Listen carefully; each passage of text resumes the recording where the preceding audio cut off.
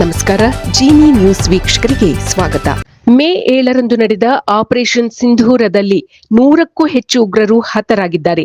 ಆದರೆ ನಿಖರವಾದ ಸಂಖ್ಯೆ ಹಾಗೂ ಆಪರೇಷನ್ ಸಿಂಧೂರ್ ಇದರ ಕಂಪ್ಲೀಟ್ ಡೀಟೇಲ್ಸ್ಗಳನ್ನು ಜಗಜ್ಜಾಹೀರು ಮಾಡಲು ಸಾಧ್ಯವಿಲ್ಲ ಎಂದು ಭಾರತೀಯ ಸೇನೆ ಹೇಳಿದೆ. ಭಾನುವಾರ ನಡೆದ ಸುದ್ದಿಗೋಷ್ಠಿಯಲ್ಲಿ ಮಿಲಿಟರಿ ಕಾರ್ಯಾಚರಣೆಗಳ ಮಹಾನಿರ್ದೇಶಕ ಲೆಫ್ಟಿನೆಂಟ್ ಜನರಲ್ ರಾಜೀವ್ ಖೈ ಮಾಹಿತಿ ನೀಡಿದ್ದಾರೆ. ಭಾರತೀಯ ಸೇನೆ ಉಗ್ರರ ನೆಲೆಗಳನ್ನು ಮಾತ್ರ ಟಾರ್ಗೆಟ್ ಮಾಡಿತ್ತು. ನಾಗರಿಕರ ಮೇಲೆ ಭಾರತದಿಂದ ಯಾವುದೇ ದಾಳಿ ನಡೆದಿಲ್ಲ ಎಂದು ಅವರು ಸ್ಪಷ್ಟಪಡಿಸಿದರು.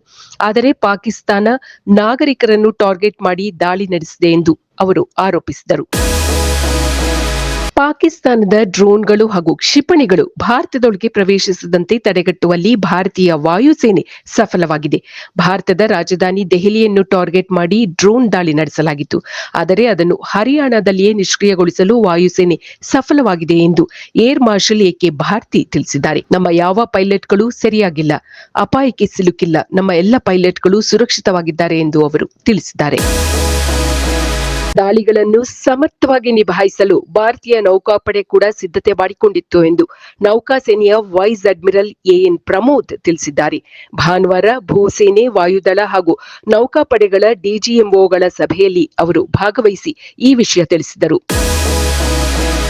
ಭಾರತ ಹಾಗೂ ಪಾಕಿಸ್ತಾನದ ನಡುವೆ ನಡೆಯುತ್ತಿದ್ದ ಸೇನಾ ಕಾರ್ಯಾಚರಣೆಯನ್ನು ನಿಲ್ಲಿಸಿದ ಕ್ರಮ ಸರಿಯಲ್ಲ. ಪ್ರಧಾನಿ ಮೋದಿಯವರು ಯುದ್ಧದ ವಿಚಾರದಲ್ಲಿ ಕಠಿಣ ಹಾಗೂ ಗಟ್ಟಿ ನಿರ್ಧಾರ ಮಾಡಬೇಕಿತ್ತು. ಯಾರ ಮಾತನ್ನು ಕೇಳದೆ ದಾಳಿ ಮುಂದುವರಿಸಿ ಪಾಕಿಸ್ತಾನವನ್ನು ನಾಶ ಮಾಡಬೇಕಿತ್ತು ಎಂದು ವಿಧಾನ ಪರಿಷತ್ ಸಭಾಪತಿ ಬಸವರಾಜ ಹೊರಟ್ಟಿ ತಿಳಿಸಿದ್ದಾರೆ. ಪಾಕಿಸ್ತಾನ ನಂಬಿಕೆಗೆ ಅರ್ಹವಾದ ದೇಶವಲ್ಲ ಎಂದ ಅವರು, ಕದನ ವಿರಾಮದ ನಂತರವೂ ಅದು ದಾಳಿಯನ್ನು ಮುಂದುವರಿಸಿದೆ. ಪ್ರಧಾನಿಯವರು ಟ್ರಂಪ್ ಮಾತು ಕೇಳಿದ್ದು ತಪ್ಪು ಎಂದು ಬಸವರಾಜ ಹೊರಟ್ಟಿ ತಿಳಿಸಿದ್ದಾರೆ. ಕಾಮಿಡಿ ಕಿಲಾಡಿಗಳು ಎಪಿಸೋಡ್ಗಳಲ್ಲಿ ನಟಿಸಿದ್ದ ರಾಕೇಶ್ ಪೂಜಾರಿ ಹೃದಯಾಘಾತಕ್ಕೆ ತುತ್ತಾಗಿ ಮೃತರಾಗಿದ್ದಾರೆ. ಕಾರ್ಕಳದ ಸಮೀಪ ಮದುವೆ ಕಾರ್ಯಕ್ರಮವೊಂದರಲ್ಲಿ ಭಾಗವಹಿಸಿದ್ದ ಅವರು ಕಾರ್ಯಕ್ರಮದಲ್ಲಿಯೇ ಕುಸಿದು ಬಿದ್ದಿದ್ದಾರೆ. ತಕ್ಷಣವೇ ಅವರನ್ನು ಆಸ್ಪತ್ರೆಗೆ ಸೇರಿಸಲಾಯಿತು. ಆದರೆ ಅಷ್ಟರಲ್ಲಿ ಅವರು ಮೃತಪಟ್ಟಿದ್ದರು ಎಂದು ತಿಳಿದು ಬಂದಿದೆ. ಒಂದೆರಡು ಸಿನಿಮಾಗಳಲ್ಲಿಯೂ ನಟಿಸಿದ್ದ ರಾಕೇಶ್ ಪೂಜಾರಿ ರಿಯಾಲಿಟಿ ಶೋ ಮಾತ್ರವಲ್ಲದೆ ಧಾರಾವಾಹಿಗಳಲ್ಲೂ ಕೂಡ ಅಭಿನಯಿಸಿದ್ದರು. ಇದು ಈ ದಿನದ ಸುದ್ದಿಗಳು. ನಿರಂತರ ಸುದ್ದಿಗಳಿಗಾಗಿ ವೀಕ್ಷಿಸುತ್ತಿರಿ ಜೀನಿ ನ್ಯೂಸ್. ನಮಸ್ಕಾರ. ಇನ್ನಷ್ಟು ಬಿಸಿ ಬಿಸಿ ಸುದ್ದಿಗಳಿಗಾಗಿ ವೀಕ್ಷಿಸುತ್ತಿರಿ ಜೀನಿ ನ್ಯೂಸ್.